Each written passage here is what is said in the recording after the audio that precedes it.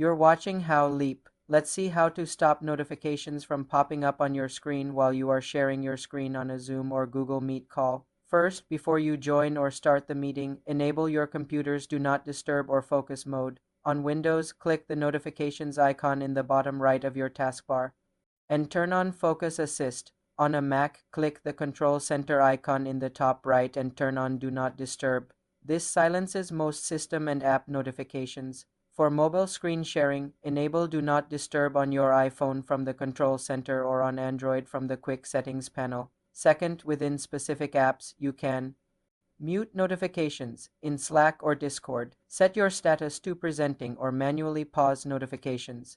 Third, for the most privacy, go into your computer's system settings. On Windows, go to Settings, then System, then Focus Assist, and set rules to turn it on automatically during screen sharing. On Mac, go to System Settings, then Focus, and create a new focus that blocks all notifications and can be triggered manually. This prevents embarrassing or private messages from appearing on your shared screen. Remember to turn these settings off after your call to resume normal notifications. For more simple tech tutorials, subscribe to the channel.